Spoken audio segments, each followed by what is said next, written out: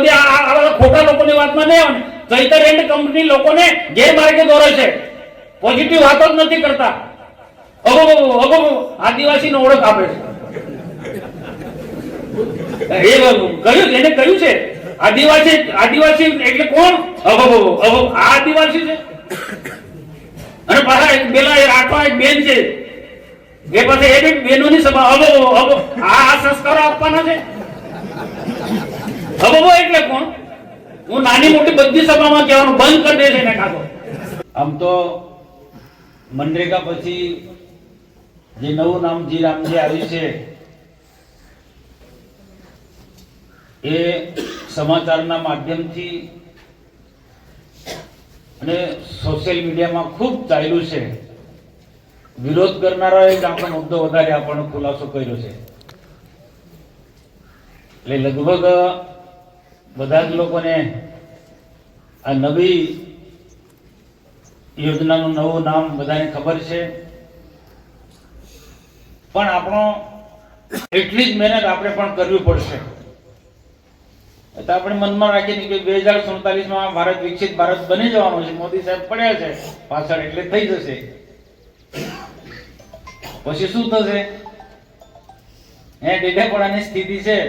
જે ખોટા લોકો ઘૂસી ગયા છે એવા લોકો ઘૂસી જશે. એટલે એક કાર્યકર્તા આ જે વાત છે એ નીચે સુધી પહોંચાડે, ગામના એક વ્યક્તિ સુધી પહોંચાડે, ને જેના માટે જે યોજના બની છે એ ગરીબોને આ વાત પહોંચાડે, એ મુખ્ય ઉદ્દેશ્ય છે. આ તો અમે આવવાનું બંધ કરી દઈશું. ખોટી શું કામ સત્યવાળા વેડફાની પદ મળ્યું છે તમને? સભાના કાંઠે માટે મળ્યું છે? નહીં ચાલે. બહુ ગંભીર બાબત કહેવાય. મેં એટલે જ કીધું કે દેશના પ્રધાનમંત્રી જબરદસ્ત ચિંતા કરે છે. 2047માં દેશની વિકસિત ભારત બનાવવો છે. આખો દેશ વિકસિત ભારત થશે. આપણે તો તાલુકા પંચાયત, જિલ્લા પંચાયત પણ સત્તામાં ના હોઈશું, વિધાનસભા આપણી પાસે ના હોય, તો દેશ વિકસિત થશે 2047માં. પણ અહીંયા એનો ફાયદો નહીં થાય. અહીંયા પાછળ જ રહીશું. અહીંયા હજુ મંથન કરો, નહીં ચાલે.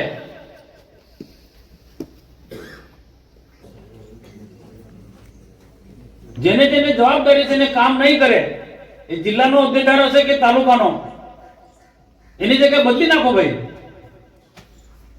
ખાલી પદ લઈને ખાલી એને શોભા માટે આપ્યું છે પદ. કામ કરવાનું છે. અમે રાત દિવસ મહેનત કરી છે, ખબર છે. રામ સાથે જોડે દેશમાં રામ મંદિર આપ્યું છે આપણને, એવી યોજનાનું નામ પણ છે, અને એનાથી લોકોને એક આસ્થા પણ છે. ઉત્સાહથી બધા કામ કરશે. કોઈ નાનું મોટું કોઈ ગરબડ પણ નહીં થાય. રામ સાથે જોડાયેલી આખી યોજના છે. અને આપણે આવનારા દિવસોમાં જવાબ આપવો પડશે. નીલભાઈ, પ્રમુખ સાહેબ, આ તમે તાલુકાના પ્રમુખો સાથે બેસીને તપાસ કરાવો. એ તો ખબર તો પડશે ને ગામ સરપંચ એ કોંગ્રેસનો છે, ભાજપનો છે કે આમ આદમી પાર્ટીનો. મનરેગાના કામો અમને કેવા કર્યા છે? ખાલી આક્ષેપ તો કરવા છે પ્રસિદ્ધિ મેળવવા માટે, પણ એમને શું ધંધા કર્યા છે એ લોકોને ખબર પાડી જોઈએ કે નહીં ખબર પાડી જોઈએ? અને સાથે બીજી પણ વાત કહું કે કોઈ પણ યોજના નાની મોટી ગરબડ થઈ હોય તો કમ ધારાસભ્યની જવાબદારી નહીં સુધારવાની? જે તે સમય કામ ચાલતું હતું તે વખતે મનરેગામાં ખરાબ કામો થતા હતા, હું માન લઉં છું, વાત સાચી છે એમની. પણ ધારાસભ્ય શું કરે, શું જોયું ભાઈ? ધારાસભ્યની કોઈ જવાબદારી નહોતી? કેમ જે તે સમય મૌન સેવ્યું? ને 4, 5, 6 મહિના પછી, વર્ષ પછી આને ઉછાળવાનું કારણ શું? કામમાં ગરબડ હતી, કામ ખરાબ થતા હતા, તો ચાલુ કામમાં ધારાસભ્ય તરીકે કેમ જોઈ નહોતી? એની ફરજ હતી કે નહીં ધારાસભ્યની? કે જાહેર સભામાં એટલું જ બોલવાનું કે મનરેગામાં આ કૌભાંડ થયું, મનરેગામાં આ કૌભાંડ થયું. આવા લોકોને પણ ઓળખવા પડે, ખુલ્લા પાડો. આવા લોકોને પણ આપણે ઓળખવા પડે, આવને ખુલ્લા પાડો જોઈએ. તો માહિતી છે ગુજરાતમાં કેટલા લોકો કેટલા ધારાસભ્ય અમારા ભરૂચ જિલ્લામાંથી પૂછો મારુતિને ખુદ મારુતિએ તપાસ માંગી હતી મારા ઈશ્વરભાઈ ધારાસભ્ય એમણે તપાસમાં બધાય માંગી છે કોઈ જે તપાસ થઈ ગુજરાતમાં મનરેગાના કામોમાં નહીં બધા નાગરિકની ફરજ છે ભાઈ ક્યાંક ખરાબ કામ થતું હોય તો માંગો તમે એ આગેવાને સુધારવાની જરૂર છે આપણું ક્યાંક ખરાબ કામ થતું હોય તો આ તો આપણે બોલતા નથી કોઈ અહીંયા 4 વખત તપાસ થઈ 4 વખત તપાસ થઈ એટલે આખા જિલ્લાને બદનામ કરે ને એના કામો અટકી ગયા કોને નુકસાન છે ભાઈ આજે નુકસાન છે કોને નુકસાન છે એજન્સીઓના કામ મળે છે કોઈ આગેવાન ભલામણ કરે એટલે નથી થતું એનું ગાઈડલાઈન હોય છે ઓનલાઈન અરજી કરવાની હોય ને જેનું ટેન્ડર નીચું હોય જે બાકીના ટેન્ડરો માર્ગ મકાનના કે બીજા ટેન્ડરો એ જ પ્રકારને આનું છે જે એજન્સીનું નીચું હોય એનું લાગે છે સરકારની પોલિસી છે એટલે ઓછો ભાવ તો કામ બી તે પ્રકારે થવાનું પણ હવે આ ઇતિહાસ એટલા માટે યાદ દેવડાવું છું કે હજુ બી ચાલુ છે હમણાં 2 દિવસ પહેલા કોઈ બાજુ ગયા હતા ત્યાં મનરેગાની વાત કરી ભાજપ સરકારમાં જે પારદર્શક વહીવટ છે ને મેં બીજે ક્યાંય જોયો નથી આ રેતી કે ખાણ ખનીજમાં તમે જો અમે કહીએ છીએ તો તરત પગલા લેવાય છે એટલે પગલા લેવાય રેકર્ડ પર આવે છે કે જે દંડ આવે છે એ સરકારની આવકમાં વધારો થાય છે ખાણ ખનીજ કે રેતીની જે જ્યાં ચોરી થાય ને સરકાર પકડે છે ને દંડ તમે આવક તો જોજો તમે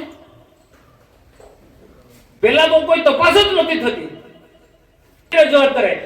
આખા ગુજરાતમાં નર્મદા જિલ્લાને એટલો બદનામ કરી નાખ્યો આમ આદમી પાર્ટીના લોકોના ધારાસભ્ય ચૈતર વસાવાએ અને એ બધા ભૂલ થઈ હશે તો એ રોકવાની ધારાસભ્યની પણ જવાબદારી હતી એમના સરપંચોએ પણ ગરબડ કરી છે એટલે આ જે વાત લોકોની વચ્ચે તમારે કેવું જોઈએ જી રામજી યોજના તો છે સારામાં સારી છે એમાં આવી બધી ગરબડ નથી થવાની 2047 સુધીમાં એક ક્ષેત્ર દેશનો વિકાસ થશે એક કોઈ ક્ષેત્ર બાકી નથી રહેવાનું બધાની ઈચ્છા છે કે અમારો છોકરો કોઈ સરકારી નોકરી મળે પણ મહેનત કરવી પડશે ભાઈ તમારો છોકરો ડોક્ટર બનો તો એન્જિનિયર બનો આ બેનને પૂછો ડોક્ટર બને કેટલી મહેનત કરવી પડી છે કેટલી સખત મહેનત એન્જિનિયર થવું કેટલી મહેનત કરવી પડે ક્લાસ 2 ક્લાસ 1 કેટલું સખત મહેનત કરવી પડશે હવે બધું આ બધી આ ખોટા લોકોની વાતમાં નહીં આવે ચૈતર એન્ડ કંપની લોકોને ગેરમાર્ગે દોરે છે પોઝિટિવ વાતો જ નથી કરતા આદિવાસીનો ઓળખ આપે છે એને કહ્યું છે આદિવાસી એટલે કોણ આદિવાસી છે અને પાછા એક રાઠવા એક બેન છે એ પાસે એ બી બેનોની સભા આ સંસ્કારો આપવાના છે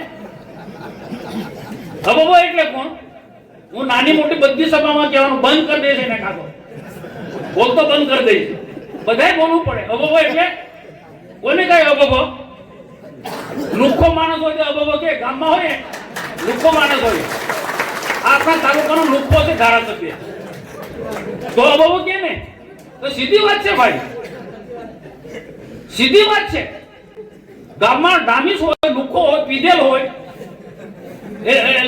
એક લાકડી લઈને ધારા લઈને કરતો ફરે તો એ લુખ્ખો છે અને પેલી બેન માજી સંસદ સભ્યની દીકરી આવી હોય એ પાછી બહેનોની સંગત તમે કઈ દિશા પર લઈ જવા માંગો છો બહેનોને યુવાનોને કઈ દિશા પર આ સમજવું પડશે મનસુખ વસાવે બધાએ બોલવું પડે બધાએ બોલવું પડશે ભાઈ નહીં તો બધાને અબો કરાવશે અહીંયા પછી શું થશે એક ગામ પર જાઓ અને કો આપણો ધારાસભ્ય અબો